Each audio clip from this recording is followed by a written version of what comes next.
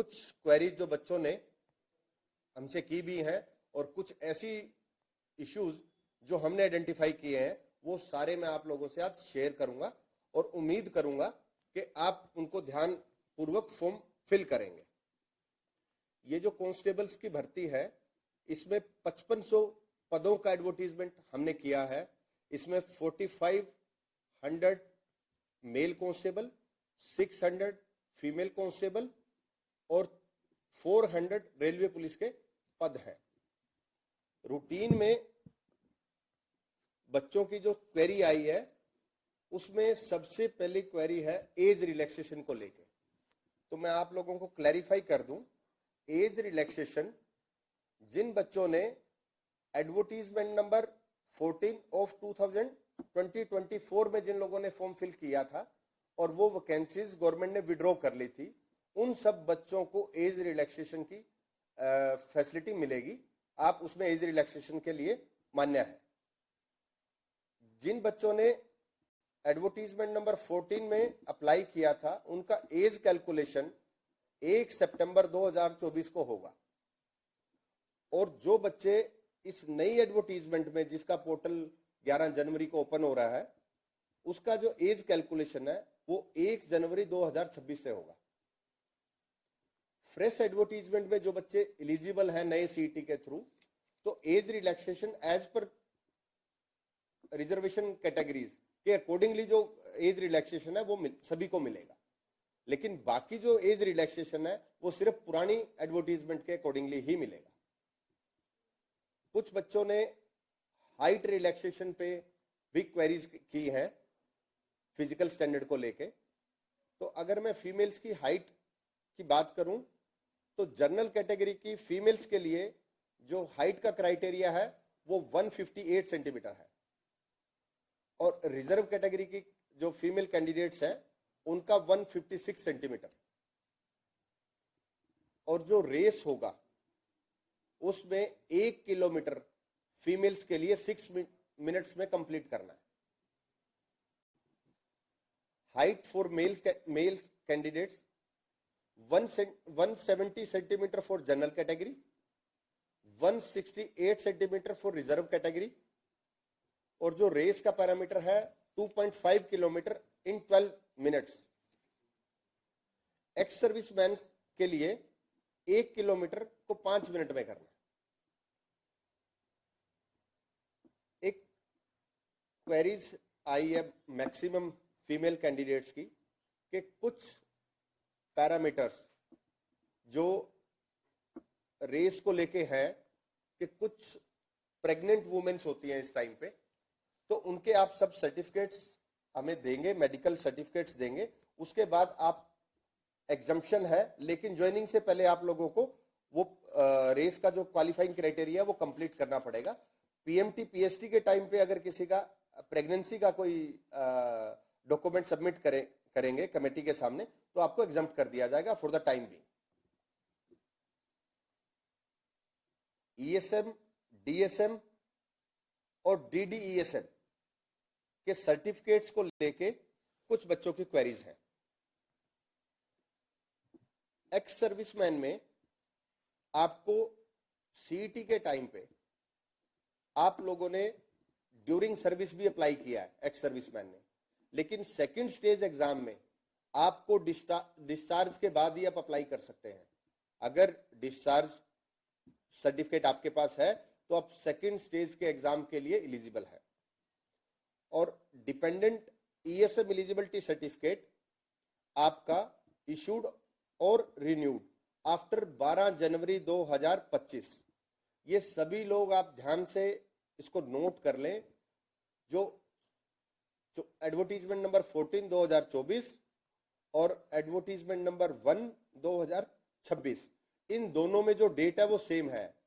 12 जनवरी 2025 के बाद का वो रिन्यू होना चाहिए या इश्यू होना चाहिए। ये बहुत इंपॉर्टेंट है, बहुत लोग इस पे गलतियां करते हैं। अब मैं बात कर रहा हूं रिजर्वेशन सर्टिफिकेट्स की। रिजर्वेशन सर्टिफिकेट्स में बीसीए, बीसीबी, ईडब्ल्यूएस, इन सब के सर्टिफिकेट्स 1 अप्रैल 2025 के बाद का इश्यू होना बहुत जरूरी है। और जिस दिन तक फॉर्म सबमिट किए जाएंगे, last date of form closing date, तो आपके उस बीच के टाइम का होना चाहिए। इससे पहले भी इस पर्टिकुलर इश्यू पे लिटिगेशन हुई है। आप जरूर ध्यान रखें कि जो डेट्स हैं, डेट्स बहुत इंपॉर्टेंट हैं इन सर्टिफिकेट्स के लिए, अदरवाइज आपकी जो एप्लीकेशन है वो रद्द कर दी जाएगी। कुछ बच्चे बीसीए, बीसीए और बीसीबी में पंचायती राज से रिलेटेड जो सर्टिफिकेट इश्यू होते हैं वो अटैच कर देते हैं, वो मान्य नहीं है। जो बीसीए ए, बीसीबी के जो सर्टिफिकेट्स हैं, हरियाणा गवर्नमेंट का पर्टिकुलर फॉर्मेट है, आप एडवर्टीजमेंट में देखें, हमने फॉर्मेट भी दिया हुआ है, ध्यान से उसको फिल करें। ओबीसी और ईडब्ल्यूएस में कुछ बच्चे, हमने बहुत बार नोट किया है, सेंट्रल जॉब्स के रिगार्डिंग जो सर्टिफिकेट बनते हैं उनका फॉर्मेट अलग होता है, आप वो ना अटैच करें। हरियाणा गवर्नमेंट जॉब्स के रिलेटेड जो फॉर्मेट है उसको ही अटैच करें।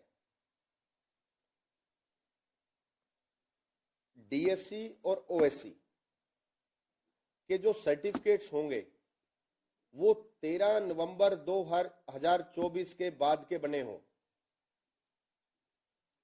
क्योंकि इस डेट पे नोटिफिकेशन हुआ था, ओएससी और डीएससी का बाइफर्केशन हुआ है। तो इसके अकॉर्डिंगली ये सर्टिफिकेट, कुछ बच्चे एससी का जो सर्टिफिकेट है, ओल्ड सर्टिफिकेट, वो लगा देते हैं, वो इनवैलिड रहेगा। आपको ओएससी और डीएससी सर्टिफिकेट का ही सर्टिफिकेट अटैच करना है और वो 13/11/2024 के बाद का इश्यू होना चाहिए। कुछ बच्चों का क्लैरिफिकेशन था पीडब्ल्यूडी कैंडिडेट्स के लिए, लेकिन पीडब्ल्यूडी कैंडिडेट्स पुलिस डिपार्टमेंट में, क्योंकि मेडिकल फिटनेस सर्टिफिकेट इश्यू होता है, तो पीडब्ल्यूडी की सीट्स पुलिस डिपार्टमेंट में नहीं होती है। कुछ बच्चों की क्वेरीज थी पीएमटी और पीएसटी को लेके, तो आप पीएमटी और पीएसटी की तैयारियां शुरू कर दीजिए, बड़ा जल्दी हम इसको सेपरेटली इशू करेंगे और आपको पीएमटी पीएसटी का शेड्यूल बड़ा जल्दी आप लोगों को मिलेगा। सिलेबस के रिगार्डिंग, सिलेबस ऑलरेडी एडवर्टीजमेंट में है, हमने अनाउंस किया है, आप उसको देखें। और मार्क्स का जो बाइफर्केशन है, 97 marks for the written exam, और एनसीसी के लिए 3 एडिशनल एनसीसी सर्टिफिकेट के लिए 3 मार्क्स का एडिशनल एक पैरामीटर है। जो बच्चे एनसीसी क्वालिफाइड है, ए बी सी सर्टिफिकेट है, उनको पैरामीटर के अकॉर्डिंगली नंबर्स मिलते हैं। इसके अलावा जो बच्चे फॉर्म फिल करते हुए फोटो अपना क्लियर नहीं लगाते, एक पर्टिकुलर रेजोल्यूशन का फोटो जो क्लियर लेटेस्ट फोटो वो आपको लगाना चाहिए। कुछ बच्चे एड्रेस फिल नहीं करते प्रॉपरली, और अगर एड्रेस फिल नहीं करते तो उससे एक इम्पैक्ट ये आता है कि जब हम एग्जामिनेशन सेंटर एलोकेट करते हैं तो एड्रेस के बेसिस पे ही करते हैं, तो वो आपका दूर जा सकता है किसी पे। तो आप प्रॉपरली अपना एड्रेस फिल करें, और जो सर्टिफिकेट, जो फॉर्म्स आप लोग फिल कर रहे हैं, उस फॉर्म्स को अपलोड करने के बाद उसको, उससे पहले आप सारी तैयारियां कंप्लीट कर लें, जैसे कि सर्टिफिकेट प्रॉपर लगे हैं, उनकी डेट्स ठीक है, कोई सर्टिफिकेट ऐसा तो नहीं है जो मिसिंग है, उसके बाद ही उसको साइन करके अपलोड करें। कुछ बच्चे अपलोड ही नहीं करते, उनका एप्लीकेशन रद्द हो जाता है, और कुछ बच्चे विदाउट साइन अपलोड कर देते हैं। एक सबसे ज्यादा जो इशू कमीशन ने आइडेंटिफाई किया है कि बच्चे फॉर्म खुद फिल नहीं करते। तो मेरी आप सबसे रिक्वेस्ट है कि आप फॉर्म खुद फिल करें, और आप अगर फॉर्म फिल खुद भी नहीं कर पा रहे हैं तो आप फॉर्म का जब प्रिंट आउट लेते हैं तो उसको अच्छे से रीड करें, उसको चेक करें, एक एक पैरामीटर बहुत इंपॉर्टेंट है, तो उस पैरामीटर को आप चेक करें कि कोई ऐसा तो नहीं है जो आपकी फॉर्म को रद्द कर देगा। और बहुत सारे ऐसे बच्चे हैं जिनका फॉर्म प्रॉपरली फिल नहीं होता और वो सिलेक्शन जोन में होते हैं, लेकिन उनका रिकमेंडेशन लेटर हम लोग नहीं कर पाते क्योंकि उनके फॉर्म में गलती होती है। इसके अलावा कुछ लोग, जैसे 2-3 दिन पहले मैंने क्लैरिफिकेशन भी दिया सोशल मीडिया के माध्यम से, कि कुछ बच्चों की क्वेरी ये थी कि एक जॉब ज्वाइन करने के बाद स्कोर इनवैलिड हो जाएगा। उसमें आप सीईटी पॉलिसी में देखें, क्लोज बिल्कुल क्लियर है, वहां मेंशन्ड है कि अगर आप कोई नौकरी ज्वाइन करते हैं उसके 90 दिन के अंदर अंदर आप सेम पे स्केल की किसी भी नौकरी पे स्विच कर सकते हैं अगर कोई ऐसा रिजल्ट डिक्लेयर होता है या आपका कहीं सिलेक्शन होता है, और 19 डेज के बाद उस पे स्केल पे आपको बार कर दिया जाएगा। लेकिन हायर पे स्केल पे आप सभी जॉब्स के लिए एलिजिबल है जब तक आपका सीईटी स्कोर वैलिड है। लेकिन मैंने खुद भी इसको देखा है, हमारी सोशल मीडिया टीम ने भी देखा है कि कुछ बच्चे जब ऐसी खबरें आती हैं तो वो इस पे बहुत ज्यादा क्वेरीज करते हैं और किसी पे भी विश्वास कर लेते हैं। तो प्लीज आप ऐसा ना करें। आपको कोई भी क्लैरिफिकेशन चाहिए तो आप कमीशन से ले सकते हैं, मुझसे मिल सकते हैं, मेंबर साहिबान से मिल सकते हैं, सेक्रेटरी साहब से मिल सकते हैं। तो आप पैनिक क्रिएट ना करें और उसकी क्लैरिफिकेशन पे जाएं। कुछ यूट्यूबर्स सोशल मीडिया पे और अदरवाइज जो खबरें प्रॉपर वेरिफिकेशन के बाद नहीं करते, आप उसको वेरीफाई कर लें और वेरीफाई करने के बाद जो भी आपका नेक्स्ट स्टेप है उस पर जाएं। दूसरा जो सीएससी सेंटर का एक इशू आया है कि सीएससी सेंटर पे आप लोग फॉर्म फिल कराते हैं, जो बहुत सारे बच्चे हमें बोलते हैं, आप उनसे फिल करा सकते हैं, लेकिन कोशिश ये करें कि आप खुद फॉर्म फिल करें। बहुत बार ऐसा देखा गया है कि किसी बच्चे के सर्टिफिकेट किसी दूसरे बच्चे के साथ अटैच कर दिए जाएंगे, बहुत बार ऐसा देखा गया है। तो वो जब आप साइन करते हैं तो ध्यान करें इन चीजों का। तो जो ये क्वेरीज थी, ये जो हमारे सामने आई है, जो आप लोगों ने रखा, तो ये तो मैंने सारी चीजें जो आई हैं वो आप लोगों को क्लियर की हैं। कुछ लाइव में अगर कुछ है तो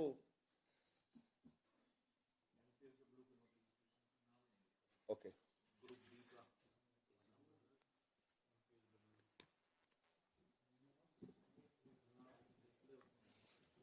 एक बच्चे ने क्वेरी की है कि रिवाइज रिजल्ट की ज्वाइनिंग। रिवाइज रिजल्ट जो है वो स्टे है, जब तक वो डिसाइड नहीं होता तब तक किसी भी बच्चे की हम ज्वाइनिंग कराने में असमर्थ हैं। तो जैसे ही case I think final stage पे है, जैसे ही वो डिसाइड होगा तो उसमें ज्वाइनिंग के प्रोविजन पे आगे काम करेंगे। जेबीटी मेवात कैडर में हम लोगों ने रिप्लाई फाइल किया है, इस पर्टिकुलर मैटर पे भी स्टे है और रिप्लाई फाइल हो गया, फाइनल स्टेज पे आर्ग्यूमेंट पे केस है। जैसा ही कंप्लीट होगा इसमें प्रोसेस स्टार्ट करेंगे। Group C waiting, group C waiting में रेगुलर मीटिंग्स चल रही हैं चीफ सेक्रेटरी ऑफिस से, और बड़ा जल्दी ही इसमें आप लोगों को हम एक इसको क्लियर करके, कुछ टेक्निकल इश्यूज है इसको रिमूव करके हम जेबीटी वेटिंग लिस्ट के लिए आपको वेटिंग लिस्ट का प्रोविजन करके देंगे। ओके। एक क्वेरी आई है कि पुलिस की वैकेंसीज जो है वो बढ़नी चाहिए। तो ये हमारे ज्यूरिडिक्शन का मैटर नहीं है, जो रिक्विजिशन डिपार्टमेंट भेजता है हमें उस पर ही काम करना होता है। तो अभी हमें पुलिस डिपार्टमेंट ने 600 का ही किया है, तो इसको हम नहीं बढ़ा सकते, ये यही रिक्विजिशन है, तो इसके अकॉर्डिंगली हमें करना है। भविष्य में जो रिक्विजिशन आएंगी तो उसके अकॉर्डिंगली काम करेंगे।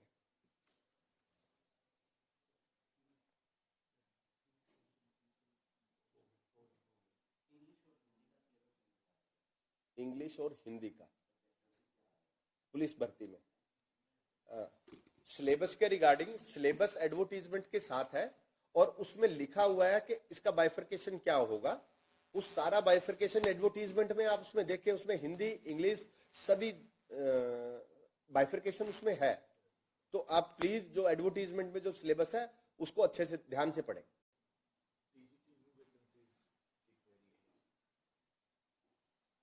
टीजीटी में हमें कोई मिली है अभी?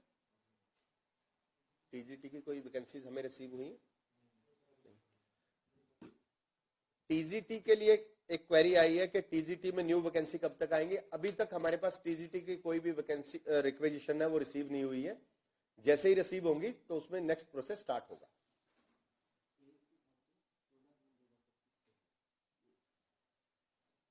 जून 2025 मैंने ये ऑलरेडी क्लियर किया कि एज की जो कैलकुलेशन है वो किस डेट पे होगी। जो जिन बच्चों ने एडवर्टीज नंबर 14 2024 को जो अप्लाई किया था उनका एज कैलकुलेशन होगा 1 सितंबर 2024 को, और जो नए उसमें अप्लाई कर रहे हैं नई एडवर्टीजमेंट में उनका होगा 1 जनवरी 2026 को। ये एज कैलकुलेशन एज पर पुलिस रूल्स है तो उसके अकॉर्डिंगली होगा। तो इस पे आप ध्यान से इसको देखेंगे, एज कैलकुलेशन ऐसा होगा और ये आपको सॉफ्टवेयर भी रिफ्लेक्ट करेगा, आपकी जॉब को दिखाएगा जब आप फॉर्म फिल करेंगे।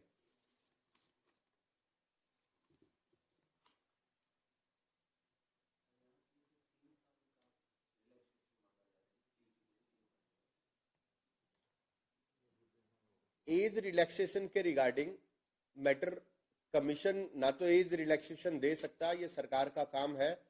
और कुछ बच्चे मुझसे भी मिले थे और आई थिंक बच्चों ने रिप्रेजेंटेशन भी दिया है चीफ सेक्रेटरी साहब को। तो जैसे ही कोई इंस्ट्रक्शन आएगी उसके अकॉर्डिंगली हम एक्ट करेंगे। अभी हमारे पास ऐसा कोई इंस्ट्रक्शन नहीं है, तो इस पर्टिकुलर स्टेज पे तो मैं नहीं कर सकता। अगर गवर्नमेंट इसका डिसीजन लेती है तो उसके बाद ही हम उसमें फर्दर एक्टिविटी कर पाएंगे।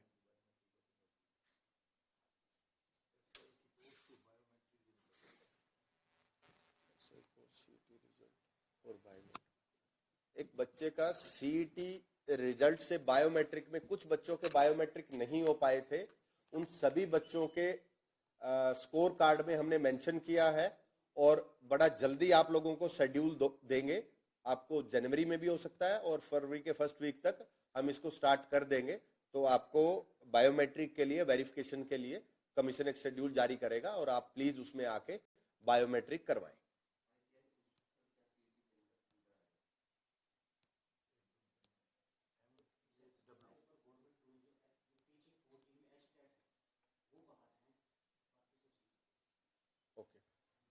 जो सीईटी पॉलिसी में कुछ पर्टिकुलर पोस्टें हैं जो सीईटी में रखी गई हैं, जो टीचिंग है जैसे टीजीटी है, पीआरटी है, इनको बाहर रखा गया है सीईटी से, और बाकी जो सभी पोस्टें हैं वो सीईटी के अंडर आती है। तो आप सीईटी पॉलिसी अगर पढ़ेंगे तो आपको किसी भी पैरामीटर पे आपको पता लगेगा कि कौन सी पोस्ट सीईटी के अंडर है और कौन सी सीईटी के प्रीव्यू से बाहर रखी गई है।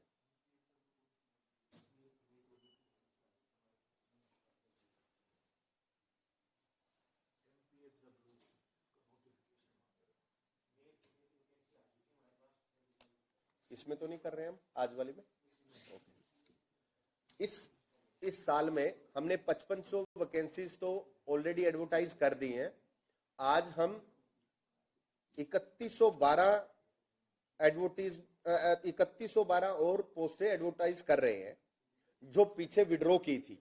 आज वो सारी, क्योंकि आज उनका लास्ट डेट है, तो आज हम उनको एडवर्टाइज कर रहे हैं और इनका नंबर है 3112।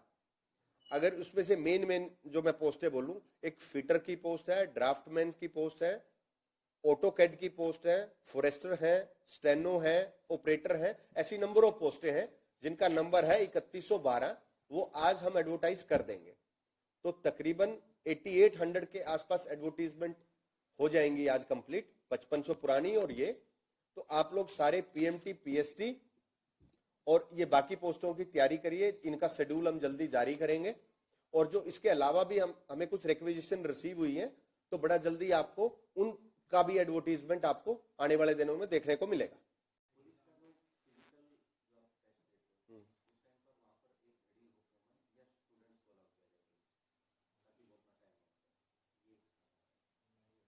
एग्जाम में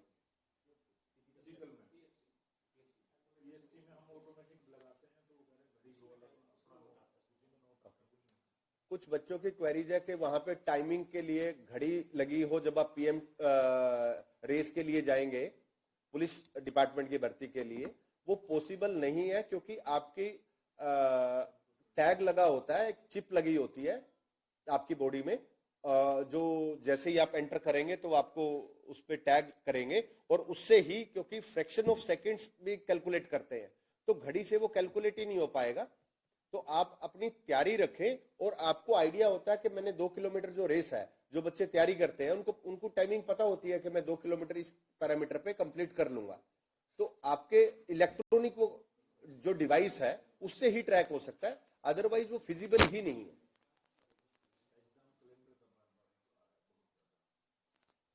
एग्जाम कैलेंडर को लेके कुछ बच्चों की क्वेरीज है। एग्जाम कैलेंडर में ये जो अभी एडवर्टाइज किया है इनको बहुत जल्दी आप लोगों को देंगे, और एग्जाम कैलेंडर के लिए भी हम सरकार से बीच में 2-3 मीटिंग्स कर चुके हैं, जिसमें बहुत अच्छी स्टेज पे हम चले गए हैं। जल्दी ही आप लोगों को वो भी एग्जाम कैलेंडर के लिए भी आपको जल्दी मिलेगा। लेकिन जो एडवर्टाइज किया है इनका तो आपको बहुत जल्दी हम लोग टेंटेटिव शेड्यूल जारी कर देंगे।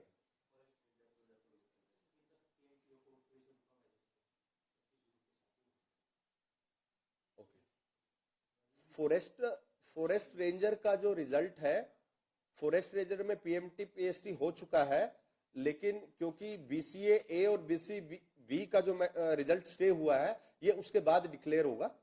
जैसे स्टे वकेट हो जाएगा इमीडिएटली हम इसका रिजल्ट डिक्लेयर कर देंगे।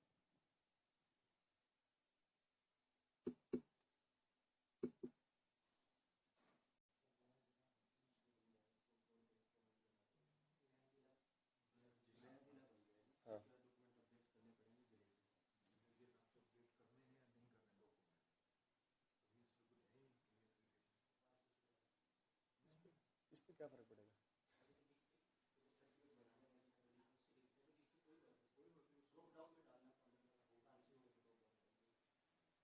एक बच्चे की क्वेरी आई है कि हांसी जिला अलग बन गया तो आपके उस पर कोई इम्पैक्ट आएगा फॉर्म फिलिंग पे? तो ऐसा कोई इम्पैक्ट नहीं आने वाला।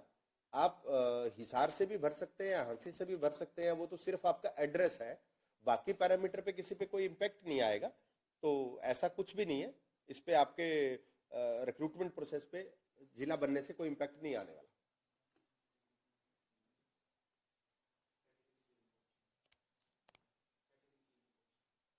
कैसे?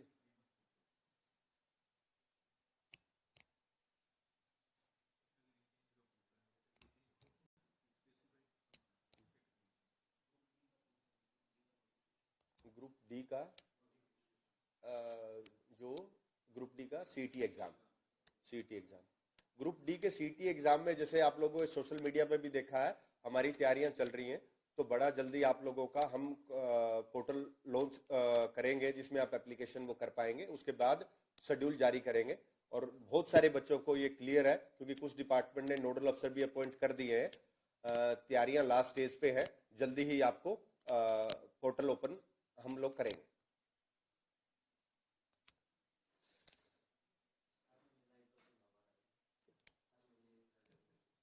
ये ऐसा रिक्वेस्ट कर रहे हैं, कुछ बच्चे रिक्वेस्ट कर रहे हैं कि हर महीने लाइव करने को, कि भी मैं हर महीने लाइव करूं, तो जो मुझे पॉसिबल तो नहीं लगता, लेकिन मैं आप लोगों से इतना जरूर कमिट कर सकता हूं कि जब भी कोई जरूरी मुद्दा होगा, आप लोगों का रिक्वेस्ट होगा, कुछ भी क्लैरिफिकेशन, तो मैं जरूर लाइव आऊंगा और आपके सवालों का जवाब दूंगा। अभी भी मैंने कोशिश करी है कि सारे ही जितने बच्चे क्वेरीज रख रहे हैं उनको क्लियर करें, और हम कोशिश भी करते हैं क्लियर करने की। तो वो मेरा जरूर आपसे रहेगा कि अगर जब भी जरूरत होगी मैं लाइव आने को लिए हमेशा तैयार हूं। अगर लाइव आने से कुछ फायदा होता हो बच्चों का, तो मेरी तरफ से कभी भी ऐसा नहीं होगा कि मैं नहीं आऊंगा, मैं जरूर आऊंगा।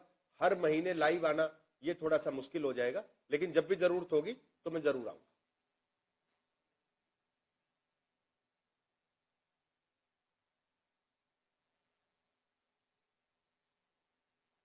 Last 2 queries.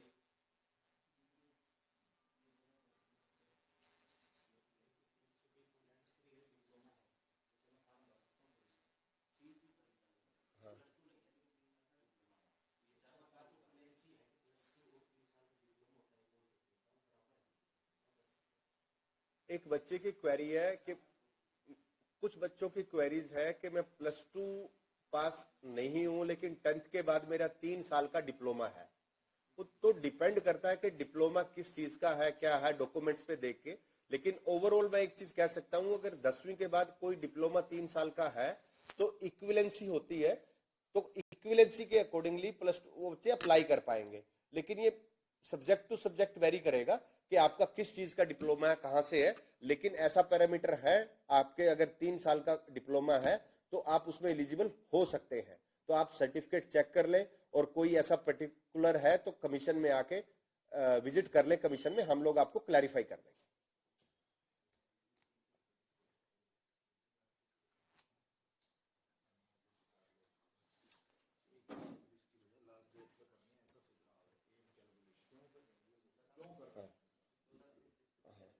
जो एज कैलकुलेशन आप बोल रहे हैं कि एज कैलकुलेशन कुछ बच्चे कह रहे हैं कि इन डेट्स पे क्यों हो रही है, एज कैलकुलेशन इन डेट्स पे इसलिए हो रही है, आप एडवर्टीजमेंट भी पढ़ेंगे तो उसमें बिल्कुल क्लियर है। इसीलिए मैं बार बार कह रहा हूं एडवर्टीजमेंट पढ़े और उसके बाद आप अपना फॉर्म जो फिल कर रहे हैं उसको रीचेक करें।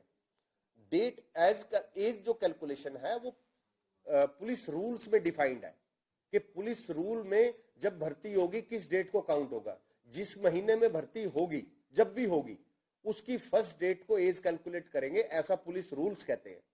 तो हमें उनके अकॉर्डिंगली ही ये एज कैलकुलेट करना पड़ेगा।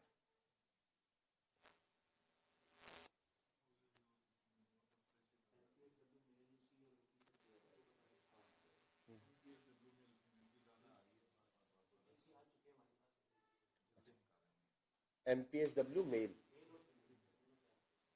बहुत ज्यादा क्वेरीज है, एमपीएसडब्ल्यू मेल और फीमेल, तो दोनों की रिक्वेजिशन हम पे आ चुकी हैं और हम जल्दी ही उसको, जैसे आज हम 2 एडवर्टाइज कर रहे हैं, आपको आने वाले 2, 4, 5, 10 दिनों में आपको इनकी भी वैकेंसीज की एडवर्टाइज हम इनको कर देंगे। तो रिक्वेजिशन हमारे पास आ चुकी है।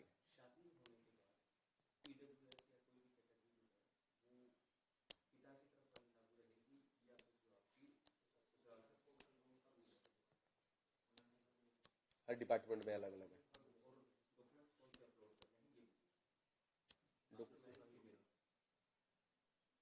नहीं, इसमें दो क्राइटेरिया है कि ये बड़ा टेक्निकल क्वेश्चन है।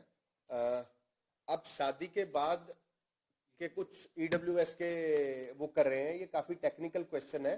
इसमें जो विद इन स्टेट है उसका अलग इम्पैक्ट है और अगर शादी हरियाणा से बाहर हुई है उसका इम्पैक्ट अलग है। तो दोनों पैरामीटर अलग है। मैं इस पे एक अलग से डिटेल क्लैरिफिकेशन सोशल मीडिया के थ्रू मैं शेयर कर दूंगा आने वाले 1-2 दिन में, तो आप लोगों को विद एग्जांपल तो ज्यादा बेटर होगा, वो आपको क्लियर हो जाएगा। हम दोनों ही क्लैरिफाई कर देंगे, नोट कर लो यार। इसके अलावा कोई क्वेरी नहीं।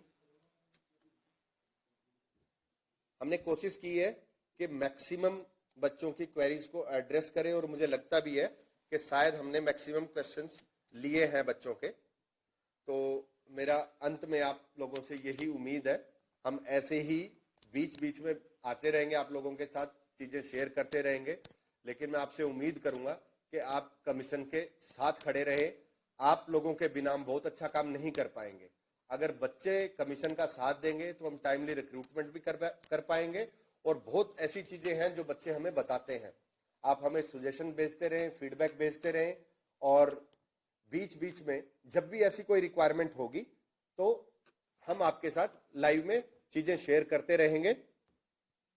और जो हमें आप लोगों से सपोर्ट चाहिए वो ये कि बच्चे कोई भी गलत खबर पे विश्वास ना करें, आप उसको वेरीफाई कर ले कमीशन से। हम हर बार आपकी हर क्लैरिफिकेशन का जवाब देने के लिए रेडी हैं। आप अपनी तैयारी शुरू कर दें, फिजिकल की भी और सेकंड स्टेज के स्किल एग्जाम की भी। आप अपनी तैयारी पे ध्यान दें, इन अफवाहों पे ध्यान ना दें और बहुत जल्दी आपको शेड्यूल देंगे और आपको जल्दी ही इनका रिक्रूटमेंट प्रोसेस हम कंप्लीट करेंगे। अंत में मैं आप लोगों को सबको बधाई देता हूं एग्जाम्स के लिए कि आप अच्छे से तैयारी करें और उम्मीद करता हूं कि आप लोग जल्दी ही सिलेक्शन जोन में जाएंगे। धन्यवाद।